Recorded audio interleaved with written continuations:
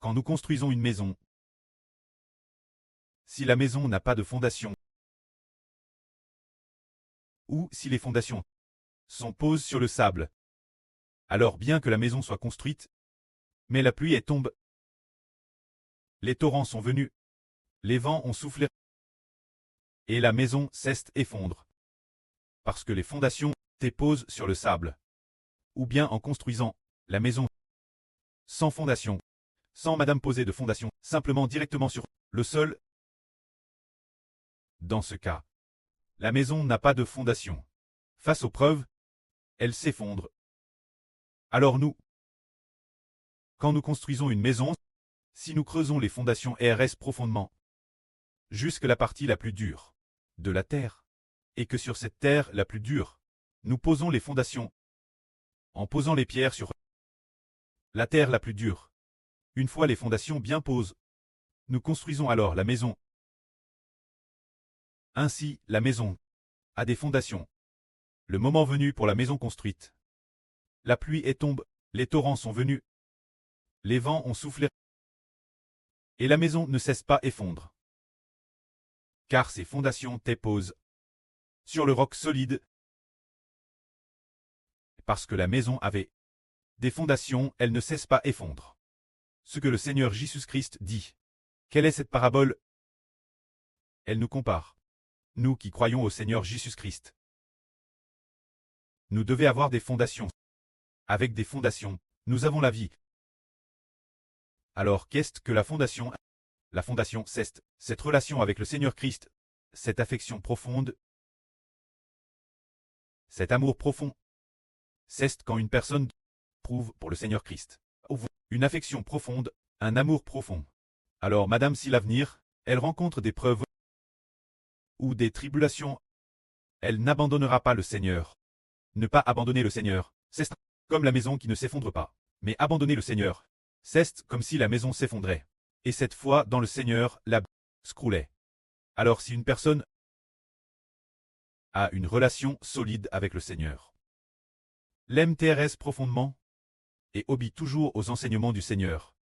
Ce que le Seigneur dit, elle le met en pratique, continuellement, et fait aussi tout son possible pour s'approcher du Seigneur, dans la vie quotidienne, chaque jour de sa vie.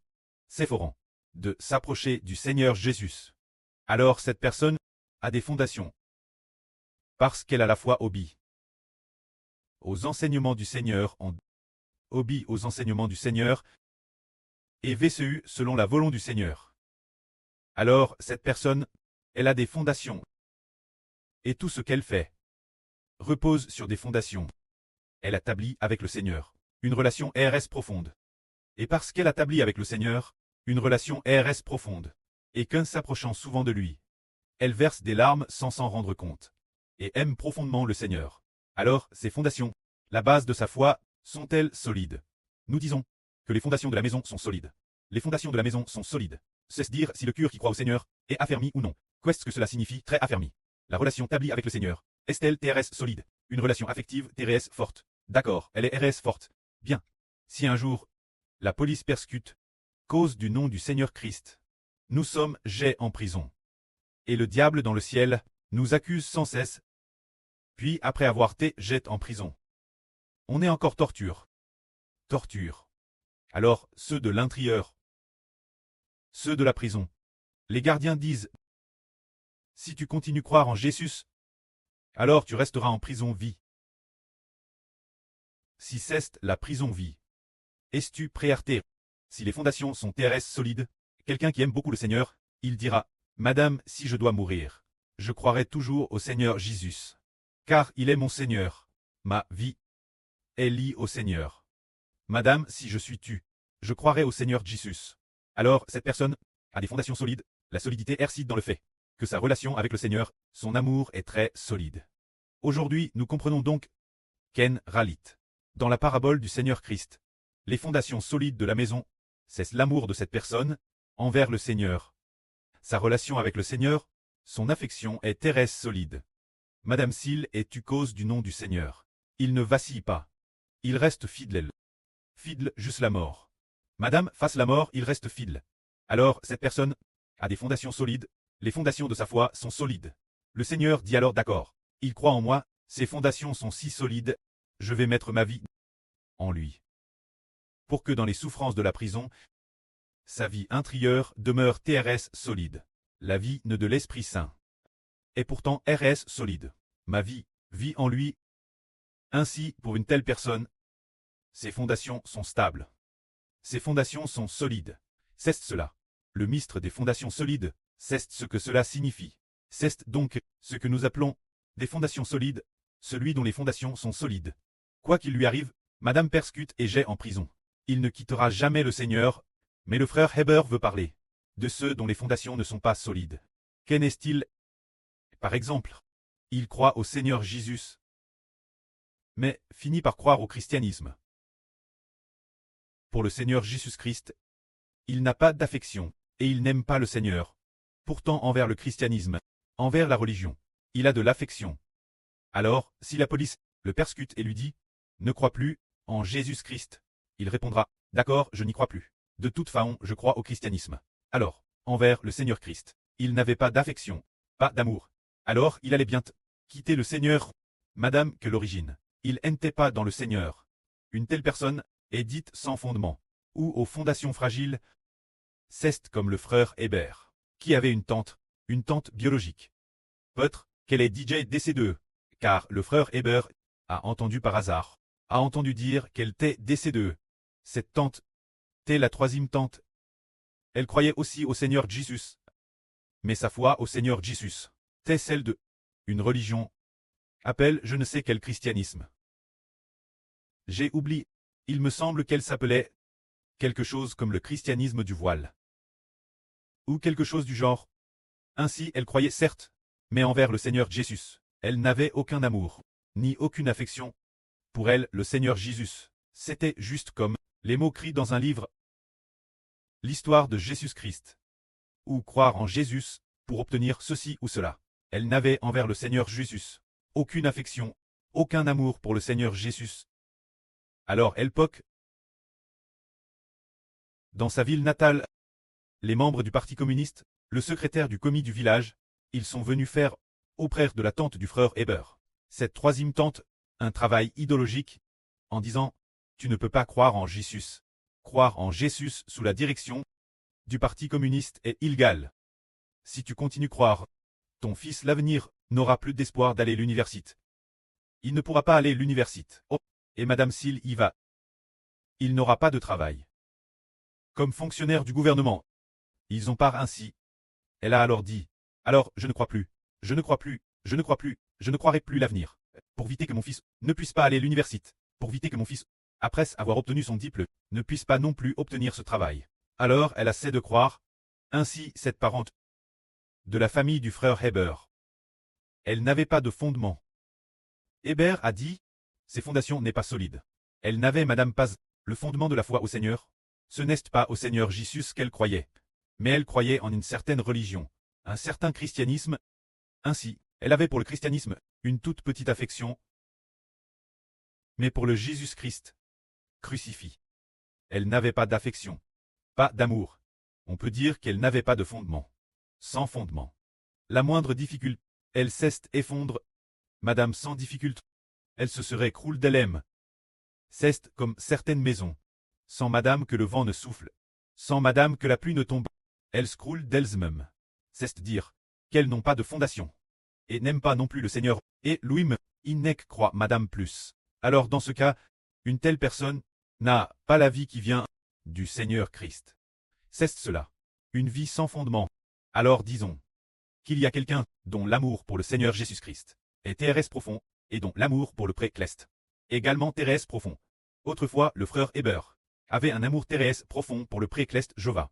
Madame, quand les autres le persécutaient ou lui faisaient subir des afflictions, cause du nom du pré-cleste, il ne voulait pas aller travailler, voulant seulement venir chaque jour, s'approcher du pré-cleste, voulant seulement chaque jour, sérieusement, lire la vraie sur le pré-cleste, et prêcher l'évangile du Seigneur Christ.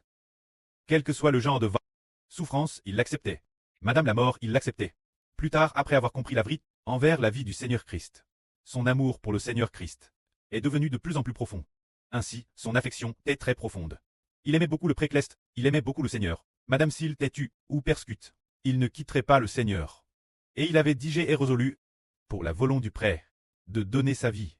Et par amour pour le Seigneur, il voulait lui obéir jusqu'à la mort, par amour pour le précleste. Il voulait lui obéir jusqu'à la mort. Alors, cette personne a un fondement solide. Quel point, si solide qu'elle peut devenir une nation, devenir une immense et grande nation, devenir un Israël spirituel, si solide que le précleste est tout fait dispo lui donner le royaume, pour faire de lui une grande et puissante nation. C'est précisément parce que son fondement envers le précleste et le Seigneur est solide, un fondement solide. Se dire que la relation avec le pré et le Seigneur est terrestre forte. Rien ne peut y faire obstacle.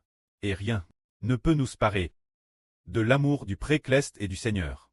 C'est cela avoir un fondement, et un fondement solide. C'est cela, ce quest un fondement solide. Mais si ce sont des gens sans fondement, tout ce qu'ils font, ils ne le font pas. De ceux qui aiment vraiment le Seigneur, tout ce qu'ils font, c'est un peu comme si nous, pour prendre un exemple, les gens sans fondement, c'est comme si le Seigneur disait, vous m'honorez des éleveurs, mais votre cœur éloigne de moi. C'est pourquoi vous avez beau jeûner sans cesse, et prier sans cesse, cela ne sert à rien. C'est comme ce groupe de Juifs du premier cycle de notre bien qu'il fût sans parole, le peuple de Jéhovah, pourtant envers le Dieu Jéhovah, ils n'avaient pas d'amour, pas de cœur aimant profondément Dieu. Alors ils ont été séduits par les pains qui disaient, votre Dieu on ne peut pas le voir. Pourquoi ne venez-vous pas voir notre Dieu? Regardez notre Dieu, est-il visible? Notre Dieu est sculpté dans l'or. TRS beau. Prosternez-vous devant lui, et il est visible, comme c'est bien. Alors, les Israélites de l'Antiquité, comme ils n'avaient pas pour Jéhovah Dieu d'affection, sans fondation, ils sont donc rapidement allés adorer les idoles des nations païennes. Alors pourquoi sont-ils allés les adorer? Pour Jéhovah Dieu, ils n'avaient aucune affection, aucun amour, c'est dire que leur fondation de foi en Dieu, ils n'avaient pas de fondation. Sans parler d'une fondation solide, ils n'avaient madame pas de fondation du tout. Tel point que, l'époque du prophète Saé. L'époque du prophète Saé.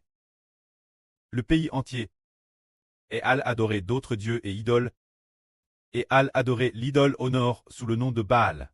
Mais cette époque, il y avait un homme dont la fondation en Dieu était solide. Cet homme était le prophète Li. Ce prophète Li a dit, Jaï pour Jéhovah. Déploie un grand zèle, c'est dire qu'il a déployé un grand zèle pour Dieu. Il a dit, Jaï pour Jéhovah, le Dieu des armes. Déploie un grand zèle, car ils ont renversé tes autels, tu tes prophètes. Et ils cherchent encore, ils me cherchent encore, pour me taire la vie. Alors, la fondation du prophète Li envers Dieu, TTRS solide. Car il a dit, Jaï pour Jéhovah, le Dieu des armes. Déploie un grand zèle, ainsi envers Dieu. Il avait beaucoup d'affection. Bien essers, l'époque du prophète Li, comme le Seigneur Jésus-Christ. N'était pas encore venu dans le monde en tant qu'homme, le prophète Li, bien qu'ayant une profonde affection pour Dieu, n'était pas encore raché. L'avenir, il devra attendre sa résurrection d'entre les morts pour très racher. Ce moment tel, il devra devenir un peuple de Dieu. Mais nous, qui sommes digés rachés, notre fondation est encore plus solide. Car après avoir cru en Jésus-Christ, le Seigneur Jésus-Christ, mais la vie de Dieu, l'Esprit de Dieu, en nous, et plus nous aimons le Seigneur profondément, alors, nous devenons enfants de Dieu, la vie de Dieu est en nous, et finalement cette fondation est solide jusqu'à quel point, si solide que notre propre vie, grandit directement pour devenir comme Dieu, pour devenir cette vie du Seigneur Christ, qui peut finalement briser toutes les nations et tous les peuples, comme on brise les vases d'un potier. C'est cela. La vie de l'Esprit Saint. La vie qui aime le Seigneur et le précleste, qui aime profondément, et ainsi a obtenu la vie de gloire cleste. Que la gloire soit auprès et au Seigneur. Amen.